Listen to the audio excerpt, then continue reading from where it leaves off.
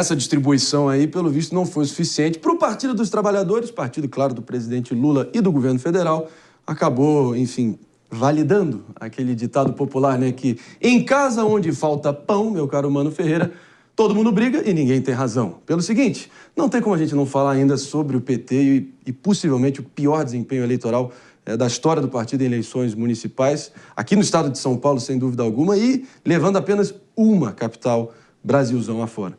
A situação, inclusive, gerou até uma crise interna, aquele racha, todo mundo apontando o dedo para o outro enquanto estão escrevendo ali o obituário, né? Afinal, o PT, de acordo com o próprio ministro Alexandre Padilha, teria ficado na zona de rebaixamento, no Z4, né? Ele afirmou isso, Gleisi Hoffmann não gostou nem um pouquinho, rechaçou e, pelo visto, cuspindo marimbondo para tudo que é lado. Meu caro Roberto Mota, sua opinião sobre essa briga fratricida aí dentro do PT para ver quem é que é o verdadeiro culpado? Todo mundo é culpado, né? Quem planta feijão não vai colher morango nunca. Repare quem bem. promove ideias e projetos que vão contra o desejo e a aspiração da maioria das pessoas vai receber de volta impopularidade. Não há estratégia eleitoral que dê jeito nisso. A esquerda tem aquela famosa cestinha ideológica. Eu até tenho uma cestinha aqui que eu montei para mostrar para as pessoas, mas não está aqui na minha frente agora. Aí você pega a cestinha, o que tem dentro dela? Descriminalização das drogas, o abolicionismo penal, a soltura de criminosos, né? A continuação da saidinha, a proibição da autodefesa armada, aumento de impostos toda hora. Um novo imposto aumenta as alíquotas, a ideologia de gênero, tem também apoio a ditaduras como Venezuela, Nicarágua, Cuba, tem o ataque à propriedade privada. A propriedade privada tem que ter função social. Se não tiver, pode aparecer um rapaz, bonezinho vermelho, camiseta vermelha e ocupar. Agora me digam, a maioria da população brasileira é a favor ou contra essas ideias que eu acabei de listar aqui? Não precisa ser nenhum gênio da política, né? Pois é. Boa pergunta que fica no ar, já emendando aqui na discussão. Pepe, como é que você está vendo essa situação toda? Um desempenho que se assemelha ou chega até a ser pior do que no auge ali da Lava Jato, do PT se deteriorando junto à opinião pública. O fato que o governo Lula 3 pode bater no peito e apontar para alguns indicadores que estão no rumo da direção certa? Até que pode. Mas é aquele famoso dilema das pessoas, do cidadão comum, ainda não vê no governo Lula 3 melhorias factíveis, tangíveis, reais no seu dia a dia. Como é que faz para eles tentarem reverter isso a tempo de 26? Não, são 3 pontos importantes. O primeiro ponto é o seguinte: o PT, como um todo, no Brasil todo, teve um crescimento tímido, mas teve um crescimento, né? Aumentou a quantidade de municípios. Você me permite em um São rápido Paulo, parênteses? claro. Só para confirmar aqui, o número de prefeituras que o PT atinge em 2024... Foi maior que 2020. Foi maior que 2020, mas é igual de 2016? É exatamente igual a 2016. Exatamente. 252 prefeituras, certo? Eu vou confirmar o dado. Acho que a gente estava falando ontem no programa. Perdão, Pepe, pode continuar. Mas no berço do PT, que é o município, que é a grande São Paulo, né, o PT perdeu, levou uma surra, né? Perdeu o Diadema com o Felipe, por exemplo, que era candidato à reeleição. Osasco nem foi para o segundo turno, né, com um líder partidário muito grande dentro do PT, né? Ou seja, o PT no grande São Paulo perdeu de jeito. Agora, a grande questão que eu acho, Marinho, o terceiro ponto que eu queria colocar aqui, é que, infelizmente, né, as pautas regionais e municipais não dialogam com a pauta nacional. Aí eu discordo um pouquinho do Mota, né? Eu acho que quando o partido político quer colocar pautas nacionais, políticas públicas nacionais de grandes envergaduras, né, ela acaba, de certa forma, contrariando questões regionais e questões locais, né?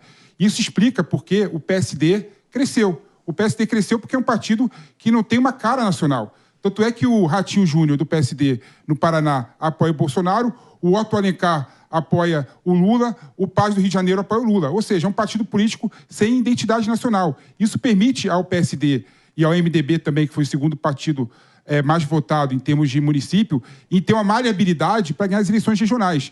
Então, o PT, ou ele consegue fazer uma meia-culpa e olhar para as questões regionais sabendo que vai perder a aderência nacional, ou vai continuar dessa forma. Mas o grande problema, ao meu ver, é em relação ao presidente da República, sendo do PT, e ele não conseguir ser um cabo eleitoral para as prefeituras menores, porque você, automaticamente, quando você tem um partido que está à frente na presidência, o prefeito que está ali se colocando como candidato, ele tem uma notoriedade de falar assim, o meu diálogo vai ser melhor com o presidente da República, então eu vou buscar recursos na esfera federal. Agora, há de se lembrar também que isso é um ponto inegável que a gente tem que se debruçar aqui, mas também é quase que uma tendência que assombra o partido de ocasião, que é a situação, seja aqui no Brasil. Lembra Bolsonaro apoiando Russomano e Crivella e nem indo para o segundo turno nas prefeituras de Rio e São Paulo em 2020, no caso? Sim. Próprio lá nos Estados Unidos também, o partido que governa em determinado momento normalmente tem perdas significativas nas eleições de meio de mandato.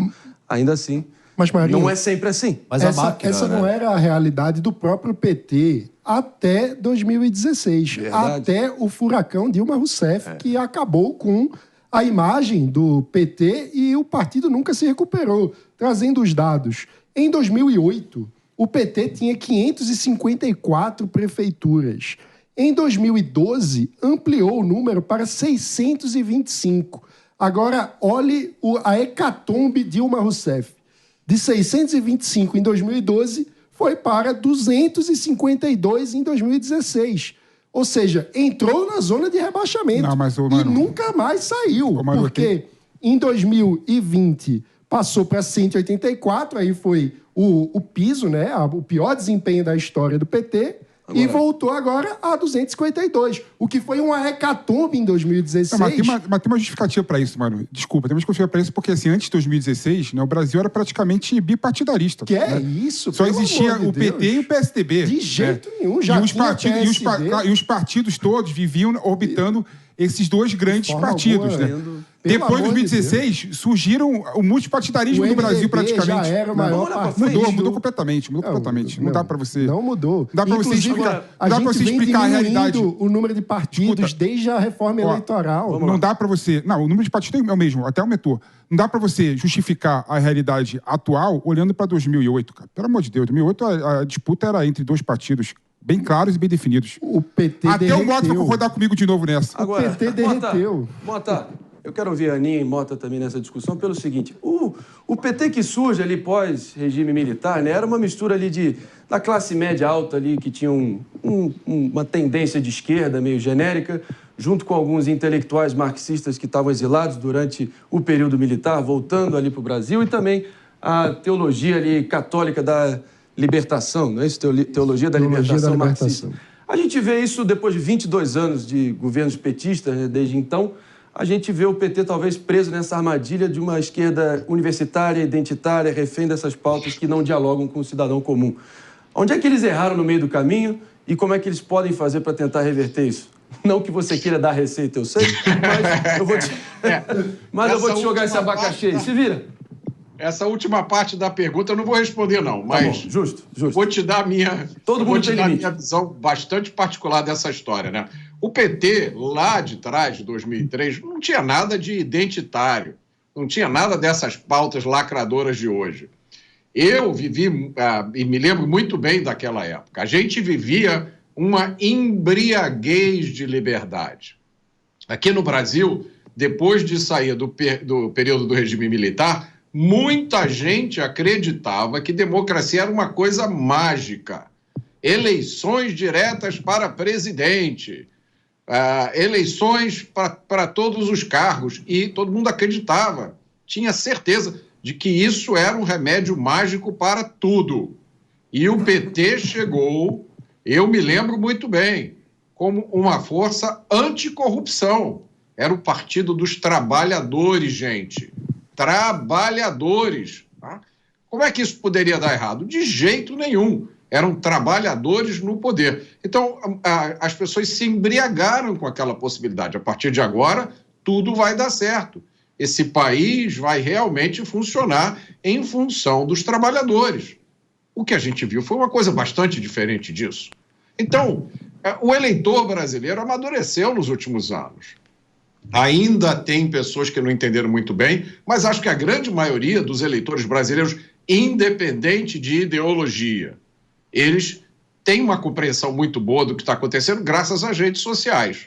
Então é muito mais difícil hoje você enganar o eleitor. O PP falou aí do sucesso do PSD.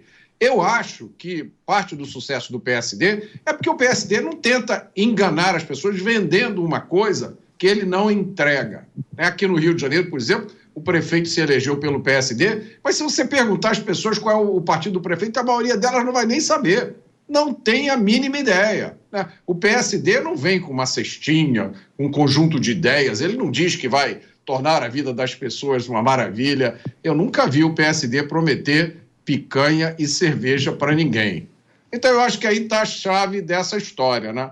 O PT lá de trás, sim, na minha percepção de eleitor e de cidadão, tem muito pouco a ver com o PT de hoje, e entre o PT lá de trás e o PT de hoje, tem uma história que a maioria das pessoas não esquece. Meus amigos, vamos te ouvir, mano, também, mas trazer a Aninha para a discussão também. O PT parece refém do que muita gente está falando, que é o uspismo, né? Uma espécie de esquerda uspista, refém ali dos diretórios centrais e dos caciques acadêmicos ali da USP, que acaba não dialogando ali com... Pelo visto, há um grande sentimento ali, uma procura, seja em Bolsonaro 2018, Marçal 2024, Milei na Argentina, Trump nos Estados Unidos, do candidato antissistema. Essa maioria que vê o Estado como algo, né, uma entidade que viola as suas liberdades, toma seu dinheiro e não dá nada em troca, né? E acaba vendo a encarnação dessa elite no funcionário público que ganha R$7 mil por mês e vota no PT. Como é que você acha que o PT consegue, talvez, reverter essa imagem junto a esse público sedento por algo antissistema? Marinho, eu acho que assim, o Mota ele tocou num ponto que é essencial para qualquer análise, que é a questão de que as pessoas têm memória. As pessoas se lembram de tudo que aconteceu. E isso acaba jogando muito contra o PT. Porque mesmo que hoje ele tenha um discurso de superar todas aquelas dificuldades que o partido enfrentou, ninguém vê melhora no seu dia a dia e ninguém vê uma mudança de postura dos próprios governantes. E isso acaba fazendo com que as pessoas hoje tenham uma descrença muito grande no partido. A verdade é que a esquerda ela está carente de uma liderança que seja um pouco mais realista, que esteja em consonância com aquilo que as pessoas que hoje podem ser consideradas de esquerda querem. Quando vocês colocam tudo numa mesma caixa, numa mesma cesta, como diz o Mota, a gente acaba se esquecendo das pessoas reais e de que as pessoas, elas são pessoas mais moderadas. Tá faltando um pouco de moderação e falta meia-culpa. Assumir tudo o que aconteceu e falar, agora nós vamos fazer diferente. E a gente não vê isso acontecer. Jamais, jamais. Como diria Ciro Gomes, amigo do nosso querido PP, grande figura, diz, o PT é que nem sombra de mangueira, não cresce nada embaixo. Espera lá um pouquinho.